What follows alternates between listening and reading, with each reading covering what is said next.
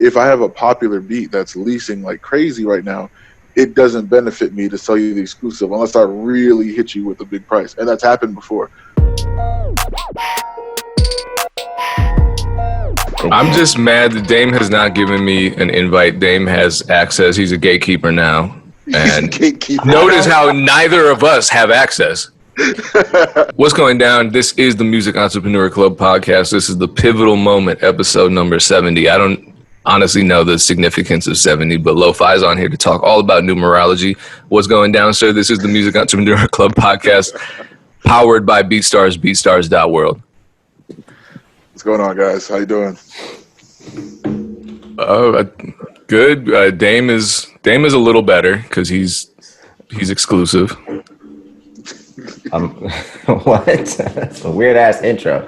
Anyway, I'm doing okay. Trying to get over this little sore throat I woke up with, but you have the Rona? Nah, definitely not the Rona. But yeah, I'm feeling good. Happy you're joining us this morning, Leaux Fi. We got some good topics on the agenda. Of course. Before we did get started, I did want to talk about Clubhouse for just a second, and I just sent Payne an invite, so Payne will be on Clubhouse. But if people don't know, Clubhouse is a new social media app where you can come join live discussions on various topics. So you can't see anybody; it's not video, but you can join kind of like a conference call. With various topics, you can just jump in and out of topics, and the moderator can bring you to talk if you have something to add to the discussion. And I think what's interesting about the app is that a lot of the focus has been around music. I think it's probably been most popular within the music industry. If you go on there pretty much at any time of the day, there's typically a discussion with music industry folks. And I think that's cool about it. What I don't think is cool about it is like the way people are one is just the way people are acting about it on Twitter. They're trying to make it seem like it's just, and it is kind of exclusive because not anybody can jump on it and get an invite, but like people really think they're cool for like having, like people think I feel like people are like, jumping in the Clubhouse and then they like to go tweet about it because they're part of a conversation that the people on Twitter are not. And I think that kind of plays into what you were tweeting about the other day, Leaux Fi. Or was that yesterday? I think that was yesterday or something. I don't know. I don't even remember what triggered that, but I was just like, bro, it was one of those things where it was like the last straw. And I was just like, I know I did not just see someone tweet that an artist reportedly liked something that they heard from that producer. And they were like saying like, I'm so blessed. Thank you, God. This is what I worked for. I was like, you worked for someone to like your beat? Like this is... The clout chasing is out of hand on Twitter and Instagram and social media, man. It's crazy. So I think that's what a lot of people are doing with Clubhouse. Like if you have early access now, like you get part of these conversations, and then you run to Twitter and you tell people what's happening on Clubhouse. For sure. So you think you're like part of the cool club. The other thing that I don't like in regards to like the music discussions is like there are a lot of people with great experience in there, but it's typically people with like major label experience. And I think in these conversations, and you're talking about artists, talking to artists, like you always need somebody with a more independent experience to round out that discussion, because there are so many blind spots if all you've done is worked with major labels to this point. And that's what discourages me about it, because, the revenue streams are different. The way we work is different. So I think there needs to be just a more diverse panel in each of these discussions, because there's way too many blind spots and a lot of misinformation is being shared, because most of the people that are hearing this are like independent artists, or it's just other people that are like in the industry. So some of the conversations, because I've been a part of, the project that I was part of recently, it was, part of a digital marketing team for an artist, for Brandy. So I worked on a digital marketing team for Brandy for this last project. And, I was bringing some ideas to the table and talking about Facebook, because I think that her audience is still on Facebook. And then, I was suggesting kind of a monetization strategy. And then they turned to me and was like, you don't make money on Facebook. And I'm like, what are these checks fake that we've been getting? Like we've been making tens of thousands of dollars on Facebook. Like, I know maybe you didn't used to make money on Facebook like that. So there's just a lot of blind spots. And, I hope that the conversations round out and they let some of the people that aren't seen as like cool industry people, but actually know what they're talking about. I would probably be considered one of those people like into these discussions to just cover up some of the blind spot. Because not that what they're saying is wrong, but there's just a lot of holes in it. And if an independent artist is listening, they're not going to get the full information. Wait, so how does it work then? So you couldn't just create a Dame club? And I see, I don't know how this works. I just got, apparently you sent me the invite, which I don't have, but I'm definitely going on Twitter to talk about all the peasants that don't have access. But could you create a room where you're, the beacon of light for the independent I guess anybody can create a room. I've never done that. I haven't really been on it too much. I've popped in a few different times. And I guess more on the positive side, to say positive. Well, this is negative and positive, because there was a room talking about like venture capitalists getting involved in artists' careers, like individual artists' careers. And I was like, this shit makes no sense. And like, I didn't say it like that, but this was the first time I've ever chimed in on Clubhouse. But like, I chimed in to say that, like, basically the room makes no sense. Like, there's that's not going to solve any problem we have in the music industry. Nor would a legit venture capitalist want to get involved with individual artists' career, right? Like, how does that solve anything? Somebody that knows exactly nothing about the music industry giving money to artists that don't know what to do with the money if they got it. Like, it's just a terrible discussion. And again, I didn't just jump in there and say it like that, but it's like, this is obviously driven by people with major label experience, because the idea sounds cool. But in practice, if you know anything about venture capitalism or anything about working directly with independent artists, like, venture capitalists are looking to park way more money than like $5,000 here, $10,000 here, like Quibi. Like, right? Like, this is a dumbass idea, and you guys are in here talking about it, but you're really just gassing each other up. Like, in practice, this is not, or maybe you don't know, this is not going to work. This is a horrible idea. But yeah, so yeah, that's my quick rant. I would encourage people to get on it. Actually, a business school classmate of mine is one of the founders. So that's how I got access, paying early access. Yeah, I can tell you have a great relationship with him. No, well, I've had it on my phone for quite some time. I didn't know it was cool until people on Twitter told me about it.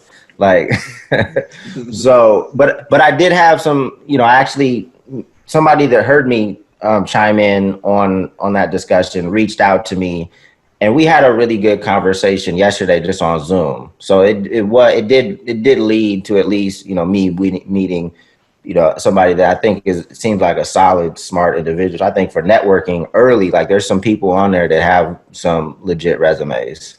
I just feel like when you're dealing with any social media platform, I probably for the past, 8 years, we've been kind of in a desert as far as social media platforms are concerned, where new viable ones haven't emerged. Because what's the most recent craze? I guess TikTok.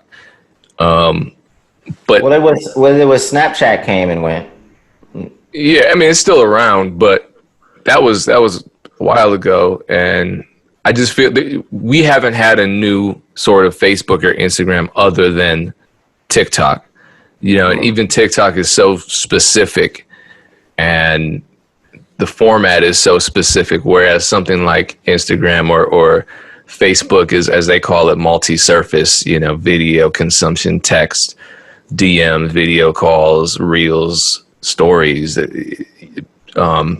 store integration, commerce integrations. There's just so much, whereas TikTok is just what it is. So I guess Clubhouse might be the same way, but it's emerging. We're kind of witnessing its inception. So I don't know. I'm of the philosophy of wanting to get in as at the early stages of a social media platform's growth and kind of establish myself within it. And now I can, thanks to Dane.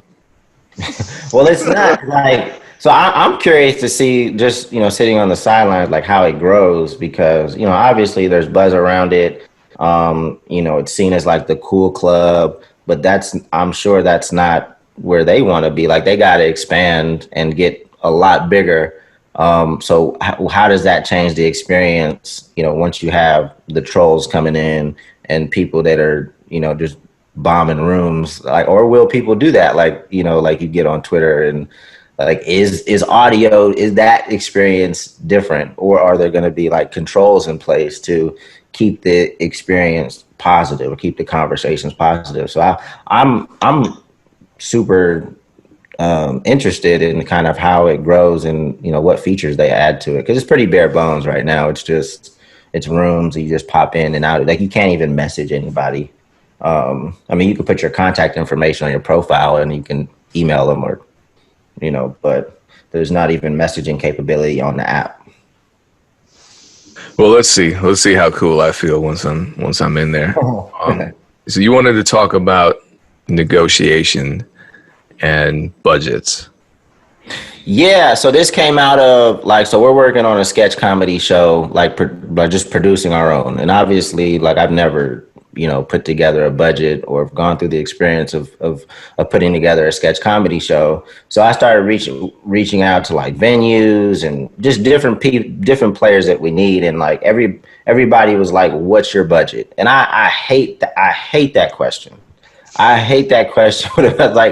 Like, how much does it cost? Like, I don't know. So I vented on Twitter, and I think most people kind of hated that question too. But there were a couple of people that came back and were like, well, that's how you save money, is you give people your budget. So it led me to want to talk about just negotiating in general. And I think the artist-producer relationship, we can start there, given that you guys are producers. But I think it's important for independent artists to know how to negotiate, because you can save a lot of money. But on the other side, you can lose a lot of money and burn a lot of bridges. So your big issue is when you talk to somebody who's providing a service and their response is, "What's your budget?" Yes. Like, I don't like, because I've never had an experience where I said, where somebody said, "What's your budget?" And I said, 10,000. Like, nobody has ever said, "Oh, well, we can get it done for 6." Like, nobody has ever done that. Like, that's just never been give somebody your budget, they're using up all of that shit. Like, so that's why I'm like, well, how much does it cost? Like, my strategy is, because I'm not just talking to one person. Like, they're going to tell me how much it costs, and I'm like, okay. And then I'm going to ask 4 or 5 other people, like, how much it costs. And then, figure out who I'm most comfortable with, see the work of different people who I like, it's going to be a long process. So I don't feel like I've ever overpaid for anything, except for maybe a couple videos and our first website.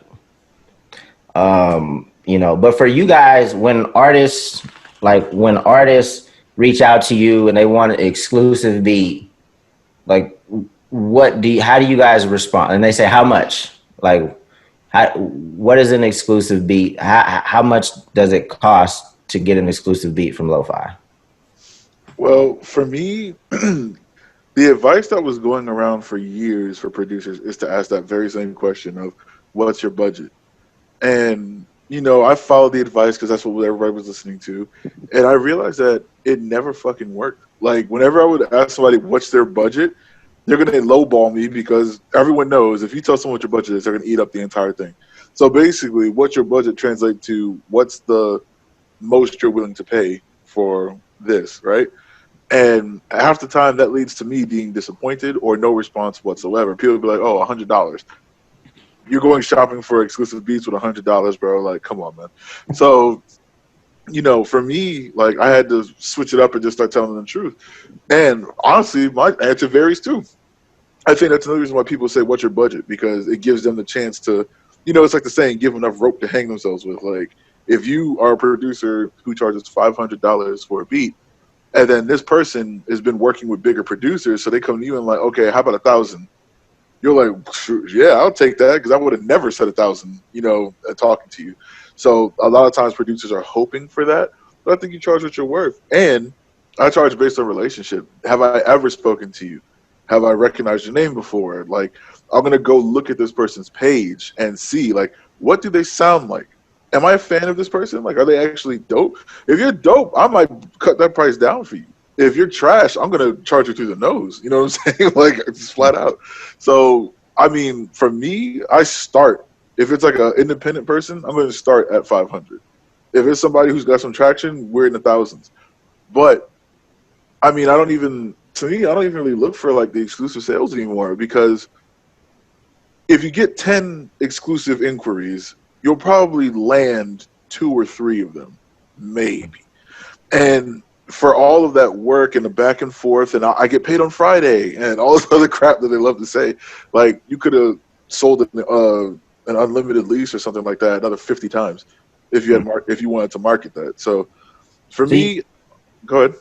No, so you just said, how do you determine your? I guess that's a good conversation to have. Like, how do you determine your worth as a producer? How did you determine your worth?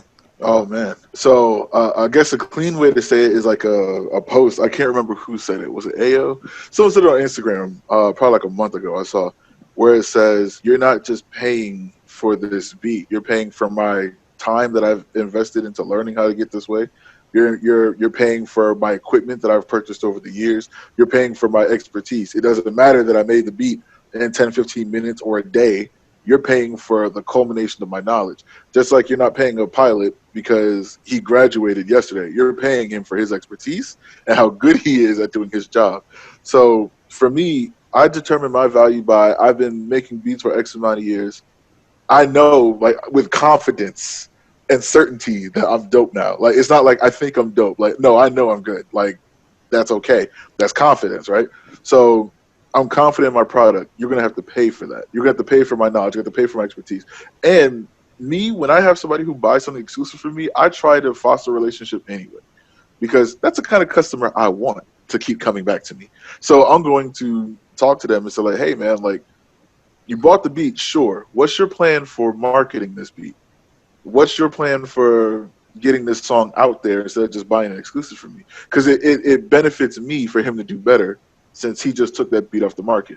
So that's something that I add along with my value. My value isn't just, here's a beat, get out of my face. It's, let's really do as best as we can with this beat. Since you took it from me and it's off the market, then I'm going to make sure this goes as far as it can, or I'll do anything in my power to do so. So, I mean, that's where my value comes from. That's where my prices come from. Like, you're paying for the beat, you're paying for my follow-up, you're paying for my advice, because I asked them, send me back this record.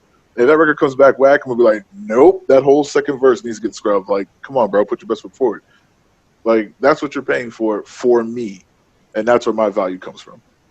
Payne, do you have a similar thought process when you determine, like, your worth or how much your beat should cost? Yes.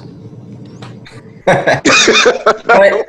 I mean, that's actually, I mean, not that it's wrong. I mean, I don't think it's wrong. Like, everybody's allowed to have their own opinion. But I thought that some of your response would also be like, hey, 10 people bought a beat for 1,000, so I should at least be able to charge 1,000 going forward. Like, part of you guys coming up with your price, I thought was going to be what people are willing to pay. Well, yeah, but I think at the same time too, it's what are we willing to do it for? And you know what Leaux Fi was saying was, he's flexible and it varies, and I think flexibility is key, and I think understanding individual situations is key as well. I mean, I'm constantly contacted by artists asking about beats. They see what the prices are. They're clearly marked, but they'll still contact me and say, hey, what's this price? and then we have a conversation about it. I don't mind that, because I'm flexible. I don't need to turn every conversation with a musician into a transactional one. I want relationships too. I want to give everybody who contacts me a good experience, so that we build a relationship and I become the person that they come back to for production the next time they have an album, or the next time they have a single, or they refer me to people in their circle who are also artists seeking production. So I'm always going to be flexible, and I hate hearing what's your budget if I'm contacting someone for like graphic design or whatever, because that's kind of just like you said, it's a question where people are testing the waters, and they might see me as someone with a lot more money than I actually have based on my resume, or whatever the case may be. So I don't ever want to have that conversation. Just tell me the price. Just tell me the damn price, even if it's high, even if you think it's too low. If you're comfortable with it, just tell me the price. And that's always the advice that I give people when they say, how should I price my product? How should I price my service? What feels right? I think you do two things. You figure out what you're comfortable with, and then you figure out what degree of flexibility you should have when negotiating with somebody. And then, the overlap between those two concepts is what you end up settling on. But I actually appreciate when people, rather than when the roles are reversed and they're contacting me for a service, I appreciate when they're upfront about their budget, because someone might contact me and say, hey, I got $100 for an exclusive beat. I'm like, I can't do that, but let's work something out. Maybe I give you 2 unlimiteds for $100, and I'm dropping my price way down for that. But I appreciate the fact that you were upfront about it, rather than wasting my time. And then we get to the end stage and you say, oh, by the way, I can't do any of this. No, just be upfront. I'm flexible. I'm never going to judge somebody for not having a huge amount of money to throw around. So I will always appreciate honesty, and I'll, in virtually all situations, be willing to negotiate. Yeah. And Dame is right too, because even the last part that he added on is also true. If a beat is selling, like, I touched on a little bit where I was like, yeah, like if I could just sell 10 unlimiteds and be way past whatever I give him for an exclusive. On the reverse side, if I have a popular beat that's leasing like crazy right now, it doesn't benefit me to sell you the exclusive unless I really hit you with a big price. And that's happened before. An artist tried to buy my most popular beat, and I'd made so much money off of this one beat over the years, and I still continue to do so. And he was just like, okay, but I want it exclusive. And I'm just like, man, I don't even think this would benefit you to buy this particular beat exclusive because it's sold so much. And he was just like, it's okay, I want it exclusive for my album. I was like, okay. He's like, what's the price? And I told him, like, straight up, I was just like, that's like 10 bands, bro. And he actually went to try to get it. Like, he really went through the motions to try to pay the 10, but he couldn't clear the sample. So we couldn't clear the sample in it or whatever. So he just ended up like letting it go. We have a great relationship now, but the price jumped up because you got to cover my opportunity cost at this point. You know what I mean? Like, there's so many people buying this beat. If you want to take this off the market, you really got to pay. Yeah, no, that happens because I have a beat that somehow went viral and is at over 1 million views on YouTube. So I'm getting exclusive offers through BeatStars every single day for like 400, 500. Even if someone offered me, to be honest with you, even if someone offered 10,000, I'm not going to take it, just because all of the visibility that this beat is giving me is worth more than money. Just the fact that so many people love this instrumental. It's not, to me, it's not about selling that instrumental and making money and moving on to the next. It's about my overall catalog and attracting people to that catalog. Because if you like this beat, oh, you're gonna like the other beats, and it's a co-production situation. So it benefits me, it benefits Dream Life, and it benefits Dirt Boy. So why would any of us want to end that? Just to make some quick money, at a certain point, and this also throws a wrench in the conversation, because at a certain point, these sales might not, depending on the situation, might not even be about money. That's true. I get what you're saying on that. Your position and where you are as a producer in your career determines a lot. Because early on, someone threw me 150, and I'm like a year into producing for exclusive, I probably would have did it. But your experience and your time evolve over time. Your needs change. I got a family now. I can't 150 to take something off the market, bro. It's not going to happen. 150 is the unlimited lease, and I really almost stopped leasing right now. Like I'm very inactive when it comes to that. I haven't updated my BeatStars in forever. I do want to get back into it, but I hate YouTube, so I had to figure out a way to get around all that. So I mean, yeah, and early in your career you'll probably take it, but like for you, if you're not really hurting for money, when they ask what's your budget, like how much do I want to charge them, I'm gonna tell them the honest price, not the I need to make rent in the next 3 days price. So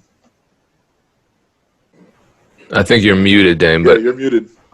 Oh, my bad. It's so interesting how BeatStars has kind of helped producers in a lot of different ways, obviously making money, but even from a pricing perspective, like what you said, I think that's interesting because that obviously wasn't the case, 10 years ago or 12 years ago or whatever. You couldn't kind of come up with your value that way. So I know that producers get the short end of the stick most of the time, a lot of the time, right? You get paid last, sometimes don't get paid, things like that. But this is obvious. This is something that I think is in your guys' favor. You guys charge different things. You guys charge different prices for pretty much the same product. You guys can't, I can't go to the store and the store can't charge me $5 for cereal and the next person can come in and charge them $20 for cereal. You guys are raising or lowering your price however the hell you want. How do you guys think about that just kind of as an advantage to producers? I never really thought of it that way, but I mean, you're right. I could sell the same beat to one person 20 times at $20, or I could sell it for $1,000 when someone's finally ready to take it off the market. I guess in that way, it's kind of like a unique market when you think of it that way. I think it is an advantage. It can be an advantage, but I think it's an advantage to those of us who are actually selling online, because for the producers who are, strictly industry or chasing placements all day, you don't really, you can't really sell the same beat multiple. I mean, you can, but you'll probably end up getting blackballed by the end of the year or something if you play dirty like that. But for us who are selling the same product over and over, it's a digital intellectual property. We can sell it 100 times. I mean, yeah, I think that's probably of a great benefit to us, but that also speaks more to just how great having an online platform to sell your beats, or how good of an idea it is to sell your beats online in general, is compared to the alternatives from, like you said, 10, 12 years ago. What is that? That's SoundClick by that point, right? Like 10, 12 years ago? Yeah. There's no prices on SoundClick. Someone wants to buy your beat, back then, you had to have a full conversation and go outside the website with PayPal or whoever you use at the time. It was way more difficult. Nothing was streamlined. It was like the Wild West. So, and there actually never has been a producer that has responded to us with what's your budget? They typically, and to be honest with you, that wouldn't even really make sense to me. It's what if I have more money? Are you going to add more drums? I'm gonna give you an extra hi-hat. What are you gonna do? That would be super weird to me if a producer came. Sometimes, a lot of times, producers will just tell us hey, we're 5,000 a beat over here. We're two, and then I'd be like, all right, cool. We're not, we're not paying 5,000. That's not our budget. Yeah. Right. So so that's educational for me to know that producers ask sometimes what's your budget? Because I would like to know what's the thought process for you guys after that. I mean, well, I wouldn't. Yeah, I don't recommend that producers do that. I don't think Leaux Fi does either. I think we figure out what works and just kind of because when I hear what's your budget, I think automatically I'm entering into this kind of dishonest gray area, and I don't even want to be here. But I don't want to switch topics completely. This is related to the whole, exclusive sale conversation, but and this happens to me all the time, but it happened to me very recently. The whole buyout thing. And I'm still amazed that people want to try this buyout shit with producers, because granted, nowadays things are very different, as Dame was saying. Producers are at a greater advantage. I'm interviewing producers now like, Omito and all these other guys that don't even want placements now because they're making good money off of licensing, and they don't even want to deal with the industry, the traditional music industry. And yet I'm still getting people to, contacting me all the time, offering $200, $300, $400, $500, $1,000 for a buyout, and what's unique about music is that, most intellectual property just comes with a copyright. Music comes with two. So the beautiful thing about that is, even if, most cases a label will buy your beat, it might be that they pay you $5,000, might be that they pay you $10,000, might be that they pay you more. They're buying one of your copyrights, they're buying your master, but you retain whatever share of your composition copyright that you're entitled to. So that's just how it is. And I'm getting contacted by people who are offering me fractions of what the labels offer me, and they're asking to buy both copyrights. So that effectively what they're saying is, here's something that you made, I want to pay for it, and then potentially make a killing off of it, and then completely cut you out of the profits. And I still don't, it's not even that I don't understand why anyone would take it. I don't understand what the process behind that level of, to me, it's greed.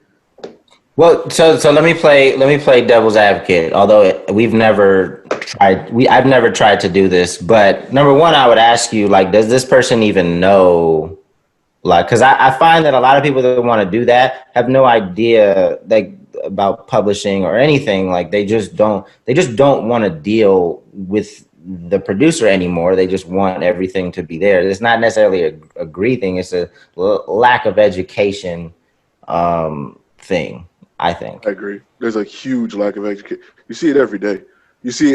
There's a tweet from some I shouldn't even say up and comer, some amateur producer or artist. It goes viral every day from a different person saying some head ass shit like, why do producers want to get paid on the back end and the front end? And everyone jumps down their throat, and I'm like, bro, this is just lack of education. Like, sure, Twitter allowed him to say it out loud so everyone could retweet and make fun of him, but this is just how many people really don't know.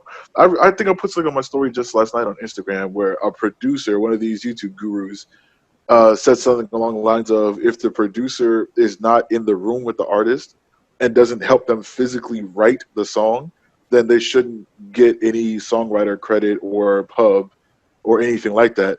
And I was just like, what? And this is a guy with a huge reach, like a huge reach. Like, there's thousands of comments on it and retweets and exactly. And I'm like, look at how easy it is to mislead people. Like, you have no idea what you're talking about. You position yourself as a guru, and you just spread this misinformation. So you as a producer are advocating for producers getting paid less because they weren't in the room with a Drake or Migos or whoever. Producers would love to be in the studio sessions every time a placement is crafted. We would love to be in there helping them write. Most of the time, we're not allowed to, don't have the funds to be there, aren't invited. Like, I don't like those kind of conversations. I don't like the producer versus beatmaker conversation. I don't like any of that shit. But the lack of education is definitely a motivating factor for why a lot of people try to do these weird moves like a buyout. It's just bad. What if, to me, opportunity cost is the biggest thing that they have to lose. So let's say that someone tried to do a buyout from you for that popular beat, and they just cut you out of it and, whatever. But let's say that you blow up the next month. Like, you get a viral hit song and everybody's coming to you. They cut you off. You don't even have a relationship with this person. So now they want to come back to you like, hey, I always believed in you, bro. And, like all that crap they're going to say to you. You're like, I don't know you. Get away from me. Like, and they burned that bridge just because they were trying to, not deal with you or whatever the hell. I say whenever you have a transaction, there should be some sort of decorum, some sort of customer service in both directions. There should be some sort of like relationship building, because you never know who's next. You know what I mean? Don't be the guy like, yeah, I used to collab with Drake every day, but then I got tired of waiting on him, so I dipped, and the next thing you know, he's who he is. Like, don't be that guy. You know? Let me play devil's advocate again. So you guys are telling me that if somebody emailed you right now and was like, "I'm about to give you $10,000 for whatever beat you make today," but it's $10,000 and that's it. Neither one of you guys would make a beat today and cash in on the 10,000. It really depends for me. So I'll bring it to a realistic thing that just happened recently. So we've been doing a lot of commercials and TV, Netflix like opportunities lately for my team. So TV operates very different from music in that way, where a lot of the time they just flat out buying it and buying the license maybe once or twice, and it lasts for like a year. Like they buy in time spans or whatever, right? So if they come to me, and actually we have an opportunity like that right now, where they're just like, we need this, we need it by Friday, which is freaking tomorrow. Hate that. And they're just like, we got this kind of budget, and that's all we got. They call it all in. We got 10,000 all in for you to do this kind of 30-second jingle or whatever, right? I'll take that, because I'm coming into it with the expectation of like, I'm not going to really get royalties off of this the way I'm used to. I'll take that. If it's a little BS thing, like, hey, we just need you to make some kind of trap beat for this new artist or whatever, it's 10,000, whatever. If he's not someone I got a relationship with and it's 10,000, I might do it. If it's 10,000, I might do it. But I'd still try to say like, hey man, like I still need my credit. I still need something. Like, let's negotiate. I would say let's negotiate, like, because we can credit as in just like produced by Leaux Fi on the track, or like royalty. I need my royalties on something, man, just in case. Because if you're willing to pay me $10,000 for a record for this, we're gonna assume he's unknown. If it's a star, then obviously I'm gonna take my back end. So it's got to be somebody like on the come up or unknown. If you believe in him enough to pay $10,000 for a beat, you know something that I don't. So I'm going. Or you just got drug money. One or two. Well, it could be that, but I'm gonna assume that there's something I don't know here, and I'm going to say like, look, let's negotiate. We can take a little less up front, but I still need my back end too, just in case if you're investing that kind of money. Here's the other thing that I want, like all independent artists. Like I need all independent artists to like, oh my bad, to be grounded in reality, because I think what typically happens is like they negotiate from the standpoint of this song is for sure going to be a hit. Like when the reality is, it's a very, very, very, very, very unlikely, a very small percentage, like this is going to do what you think. You're negotiating from the standpoint that you're about to hit the lotto.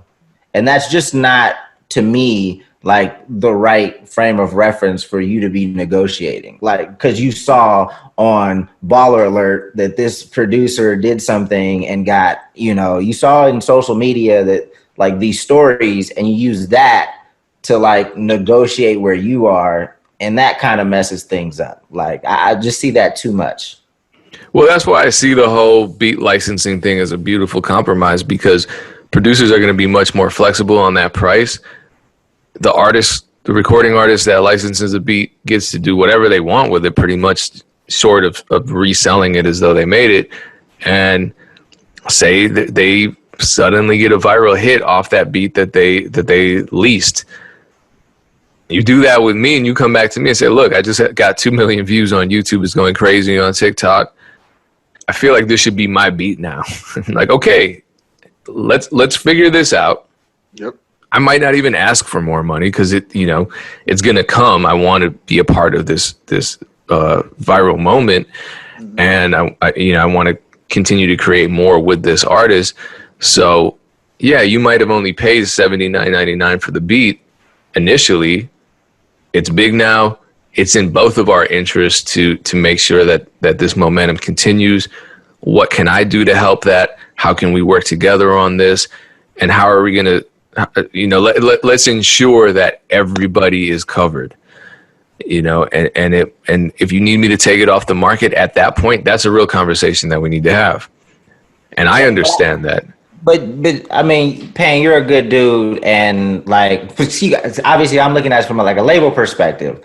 Like, I don't want you having that much leverage. Like, obviously, like labels want to, have control over music. They don't ever want to have to. Like, we never lease beats as a label, like, because we don't want to have to circle back and be like, okay, because now you pretty much have like all of the leverage. And if you're not a Payne, if you're not DJ Payne 1, you're DJ Payne in the ass, like it could be a long drawn out process, and we could end up spending a lot more money than we intended to.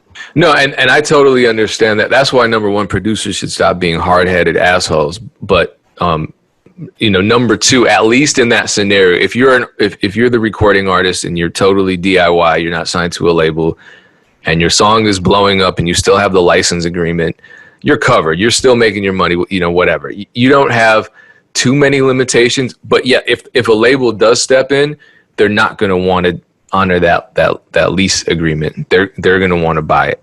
They're going to want to own the master. The reason they want to own the master, one, like you said, logistically, it's going to be easier for them to do whatever they want with it. But also because owning the masters means owning the lion's share of royalties. And that's what the label wants. That's part of their investment. We know the game. They're also going to pay for it, though. They're paying the artist in advance. If they went viral, it's going to be in the millions. Whatever they pay the producer is probably going to be, in the high end of 5 figures for an advance. And that's just how it is. But it's two very different things. And, when we first started having this conversation today, you were talking about how there are so many holes in a conversation about the music business from the major label person's standpoint. And beat licensing is one of those major areas where someone from a label just doesn't have information or experience. And so I think things are going to change more. I mean, the fact that BeatStars has a deal with Sony ATV Publishing shows that things are changing. I don't know how quickly it's going to happen. The music industry, capital M, capital I, always is going to have a crazy lag time compared to the real world. Look at streaming, look at the internet, look at Napster, look at MySpace. It took them so long just to sort of catch up. But I think it is changing. And in the meantime, what we need to understand is that rather than framing everything as it was 20 years ago, looking at every business move, every collaboration, every transaction from the frame of somebody who was in the music business on a major label in 1999, we need to learn everything that we can possibly learn about the music business and see all the flexibility that's there. Because the major label systems, they're one system. They're not flexible. They've never been flexible. But we as individual creators working together, we can be very flexible and we can be accommodating and we can work together in a way that everybody benefits. And the more we understand the ways in which we can do that, the better off we're going to be. We're going to make more music. We're going to have more records. We're going to create more opportunities for ourselves. And we're going to be happier. Yeah. So I know we're about to close out, and this is going to appear random, but I wanted to give this bit of advice to managers because, as we were growing the label, like when people think you have more money, they just charge you more money, right? So like oftentimes I would ask the artists to ask people how much anything is because like, and a lot of times they would get a lower quote because they're the artist and they're cool and like they want to work with them. They don't want to chase Dizzy away. They don't want to chase Hop away. So that was one of the tactics that I would use as we got bigger because people just assume like, oh, you guys do your thing. So beats are no longer 500, right? Or beats are no longer 250. So the managers out there listening to this, sometimes it's better to have the talent just ask how much something is, because from what I found is that oftentimes, not every time, oftentimes they would get a much lower quote and then we go ahead and lock that in and then move forward. That's pretty smart, actually. That's extremely smart. Very, very quickly before we leave, Leaux Fi, what's the new latest greatest piece of news? I know you got something. The new latest greatest piece of news. We're heading out to LA for some very important meetings. Nice. We have two huge placements that I need to drop. Like two like ridiculously big placements. One of them is with my favorite. He's with literally my favorite artist right now. So I'm very excited about that. But playing the waiting game as always. Waiting game, TV and sync licensing pays awesome. So for whoever's listening to this stuff, man, get into that, please.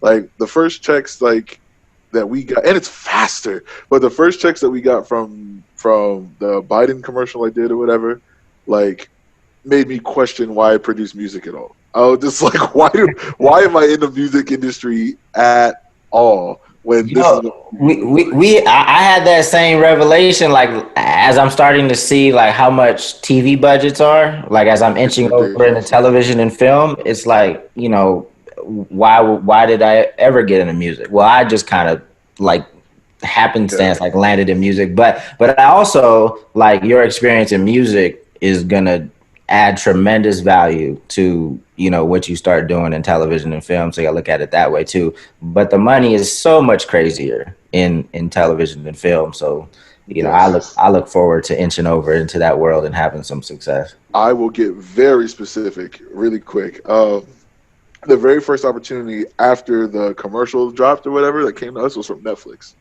Netflix wanted us to do, be careful what I say here.